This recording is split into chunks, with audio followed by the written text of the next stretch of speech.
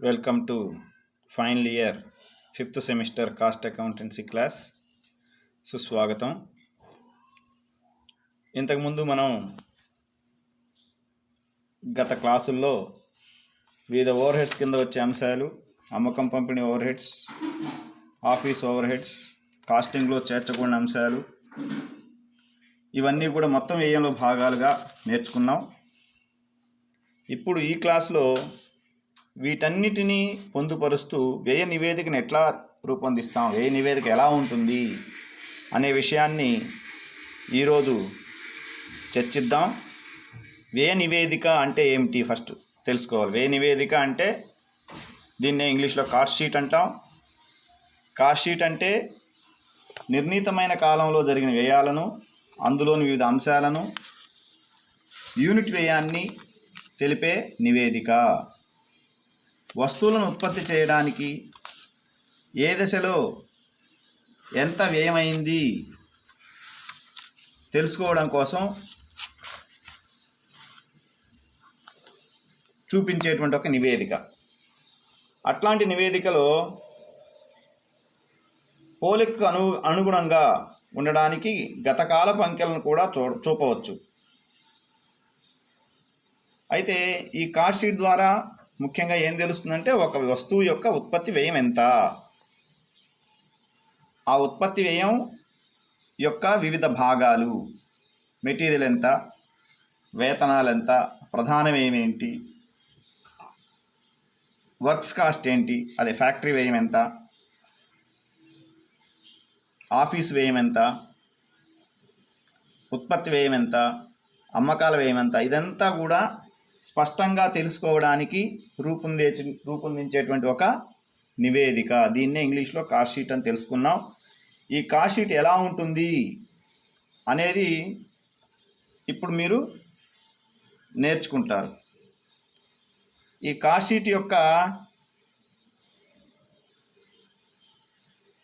Proforma నమూనా ఎలా ఉంటుంది అంటే డాష్ డాష్ డాష్తో అంతమయ్యే కాలానికి డాష్ యొక్క వ్యయ నివేదిక. అంటే ఏ కాలంతో అంతమవుతుందో ఆ కాలం మొదటి డాష్లో, రెండవ డాష్లోనేమో సంస్థ యొక్క పేరు ఉంటుందన్నమాట. అంటే ఒక సంవత్సరం చివరిలో లేకపోతే ఒక నెల చివరిలో వస్తువుల తయారీకి అయిన మొత్తాన్ని కనుక్కోవడానికి వేసేటువంటి నివేదిక వ్యయ నివేదిక.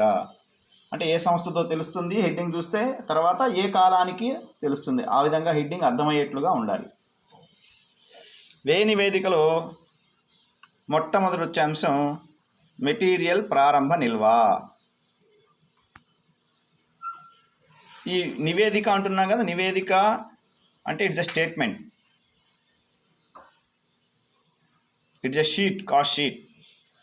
దీని యొక్క ప్రొఫార్మా ఎలా ఉంటుందంటే వివరాలు, మొత్తం రూపాయలు, యూనిట్ ఒకటికి వ్యయం రూపాయలు పైసలు, అలా ఉంటుందన్నమాట. అయితే దీనిలో మొట్టమొదట వచ్చే అంశం మెటీరియల్స్ ప్రారంభ నిల్వ. దానికి కూడండి మెటీరియల్స్ కొనుగోలు. మెటీరియల్స్ అంటే రా మెటీరియల్స్. రా మెటీరియల్స్ అంటే తెలుసు కదా, ముడి పదార్థాలు. ముడి పదార్థాల ప్రారంభ నిల్వకి ముడి పదార్థాల కొనుగోళ్ళు కూడిన తర్వాత దానిలో నుంచి ముడి పదార్థాల ముగింపు నిల్వ, మెటీరియల్స్ ముగింపు నిల్వను తీసివేస్తే వచ్చేది వినియోగించిన మెటీరియల్స్. ఆ వినియోగించిన మెటీరియల్స్కి ప్రత్యక్ష వేతనాలు, ప్రత్యక్ష ఖర్చులు కలిపితే వచ్చేది ప్రధాన వ్యయం. ఇది ఇంతకుముందు కూడా నేర్చుకున్నాం. ప్రధాన వ్యయం అంటే direct material plus direct wages plus direct expenses. Materials, వేతనాలు, ఖర్చులు కలిపితే వచ్చేది ప్రధాన వ్యయం. ఈ ప్రధాన వ్యయానికి వర్క్స్ ఓవర్ హెడ్స్ కలిపితే, వర్క్స్ ఓవర్ హెడ్స్ అంటే ఫ్యాక్టరీ ఓవర్ హెడ్స్ అని కూడా అంటాం వీటినే. ఫ్యాక్టరీ ఓవర్ హెడ్స్ కలిపితే వచ్చేది ఫ్యాక్టరీ వ్యయం అని నేర్చుకున్నాం కదా. అయితే ఈ పెద్ద కాస్ట్ షీట్లో ఏమి నేర్చుకుంటామంటే వర్క్స్ ఓవర్ హెడ్స్ దగ్గర మనం కొనసాగుతున్న యొక్క ప్రారంభ నిల్వని, కొనసాగుతున్న యొక్క ముగింపు నిల్వని సర్దుబాటు చేస్తాం. అంటే వర్క్స్ ఎవరేట్స్ కూడిన తర్వాత అక్కడే కూడండి కొనసాగుతున్న పని ప్రారంభ నిల్వ. కూడితే వచ్చిన దాని నుంచి తీసివేయండి కొనసాగుతున్న పని ముగింపు నిల్వ తీసివేస్తాం. అక్కడే మళ్ళీ తుక్కు అమ్మకం ఏమైనా ఉంటే దాన్ని కూడా తీసివేస్తాం. తీసివేయగా వచ్చేది ఫ్యాక్టరీ వ్యయం. ఫ్యాక్టరీ వ్యయం అంటే ఇంతకుముందు ఏం మాట్లాడుకున్నామంటే ప్రధాన వ్యయానికి ఫ్యాక్టరీ ఖర్చులు కలిపితే వచ్చేది ఫ్యాక్టరీ వ్యయం అని తెలుసుకున్నాం. అయితే ఇక్కడ కొత్తగా మనం ఏం నేర్చుకున్నామంటే ప్రధాన వ్యయానికి వర్క్స్ ఓవర్హెడ్స్ కలిపి కొనసాగుతున్న పని ప్రారంభ నిల్వని ముగింపు నిల్వని సర్దుబాటు చేసి ఆ తర్వాత తుక్కు అమ్మకాన్ని కూడా సర్దుబాటు చేస్తే వచ్చేది ఫ్యాక్టరీ వ్యయం. ఈ ఫ్యాక్టరీ వ్యయానికి ఆఫీస్ ఓవర్హెడ్స్ కలిపితే వచ్చేది ఉత్పత్తి వ్యయం. ఈ ఉత్పత్తి వ్యయానికి ఇక్కడ మీకు ఈ స్లైడ్లో ఉత్పత్తి వ్యయం అనేది ఎర్రక్షరాలతో కనబడుతుంది. ఆ ఉత్పత్తి వ్యయానికి ఏం సర్దుబాటు చేస్తామంటే తయారైన సరుకు ప్రారంభ నిల్వని ముగింపు నిల్వని సర్దుబాటు చేస్తాం. ఉత్పత్తి వ్యయానికి కూడండి తయారైన సరుకు ప్రారంభ నిల్వ, కూడగా వచ్చిన దానిలో నుంచి తీసివేయండి తయారైన సరుకు ముగింపు నిల్వ.